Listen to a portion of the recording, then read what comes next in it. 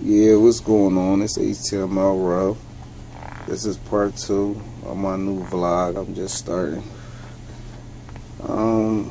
Mainly this vlog right here, the beginning of it, just gonna be me introducing myself and getting a lot of things off my chest, and also letting people know what to expect out here in this internet world.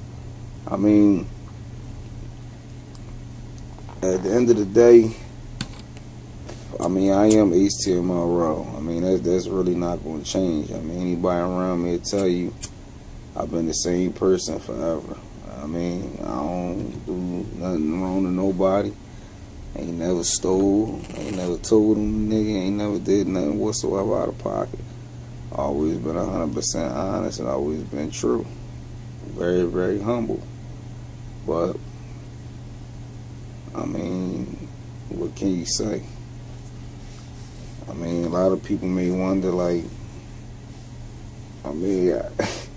why don't certain people make it? I had the same thought of why people don't make it. Me myself, I used to sit back and be mad, like, why I can't make it, why not me, why me?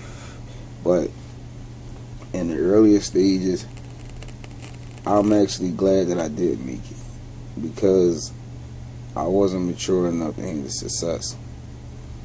Like, when I first got out here and I was getting even getting a little taste of internet money, I was spending this shit on dumb shit like watches and systems and TVs and cars and clothes and sneakers. Like, I was spending it stupid instead of taking that good money that I was getting and reinvesting it back into what I was doing. And I wouldn't be having this conversation right now. I'll probably be sitting outside a pool paying somebody to record this video for me. But I didn't know. And that's why I say I think now might be my time, because I matured a whole lot, and the things that I think about is a lot differently than it was before. In the beginning, like I say before, I would have messed around, been one of them people who did some out of like crazy day and pretty much been broke. Being a millionaire, been broke within 2 years. Who knows? Because my mindset was in a whole nother place. I was young. I didn't really care. I had money before I even did the internet thing. That's the whole thing people gotta remember too. One thing about me, I always knew how to get at $1. And nobody can ever tell you different. I always knew how to get at $1, and I always kept $1 in my pocket. That's one thing that always was good with me, because my dad always kept me that way when I was a kid. He never let me go nowhere without no money. I always had to have money in my pocket, so that shit kind of stuck to me as I got older. It's just when you get older, you just want larger amounts of money. But that's why a lot of times, like, when I contact some people and then my mouth be the way it is, because at the end of the day, I'm not fucked up. And I reach out to some people as far as like connecting with them, and it's like I don't be feeling a response, so I just snap. Because at the end of the day, one, I probably will fuck you up, and then number two, I don't need you, because that's only one project. See what I'm saying? You tell me no, alright, motherfucker, I don't care. I could pay somebody else or move on to the next project. See what I'm saying? It's just like, it seems like the more negative projects that I have get less partnership compared to the positive ones. The positive ones, they hear me out, they send me all types of information and helping hands and all types of things. So it always makes me wonder. That's why I had to, change my whole mindset, because the negative people wasn't really helping me out for where I was trying to get to. They wasn't even really hearing me out. And it would have made me say something like, if I was into the vlog thing back then, I probably would have went on there and spazzed out and said some shit, and then we would have had problems, and it would have been what it is. I don't really give a fuck. But at the end of the day, because a lot of these niggas, I'ma fucking crush you anyway. I don't even care. It's like the fields that I'm jumping in. I don't care if there's other ones out there. I knew y'all was out there before I picked the name, or before I bought a name of what y'all was doing, but I didn't care. Because at the end of the day, I knew my name would fucking crush anything that y'all was doing. I knew my concept would. Because the one thing that people think about, they very, very small-minded. And the thing about me, my mind been out the box. I grew up thinking out the box. So as a grown man, you fucking crazy as shit thinking out of the box. Because, like, people say, alright, I'm a very, very big fan of rap battles. Love rap battles. My man sit here and laugh at me. I watch them all the time. I don't give a shit. It's amusing. And I like it because it's creative. So I watch it. Now, Battles and Brawls, when I made Battles and Brawls, how I came up with this site, and this is the first time I'm telling the story on camera. I was sitting at my man crib. Me and my man was sitting there high as shit, and I'm talking to my man. And of course, I mean, I got a smartphone, so I got my little GoDaddy app on my phone, so I'm getting high, searching names. And I'm like, yo, man, all this time I be on YouTube, what do I watch?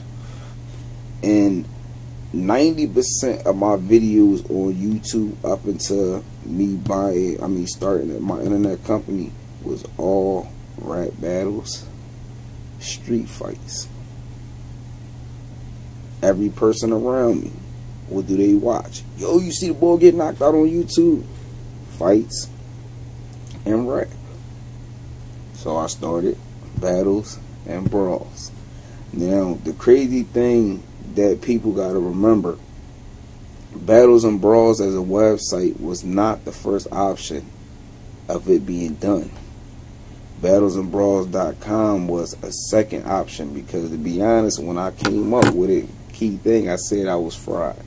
Sitting there blowing with my man, so I wanted to run out and put down every fucking money, every bit of bread that I had, and go host rap battles and host fights. Like, I wasn't gonna go fuck to jail for it. But I mean, I didn't care, because at that time I was still active in the streets and doing, switch over to the positive side.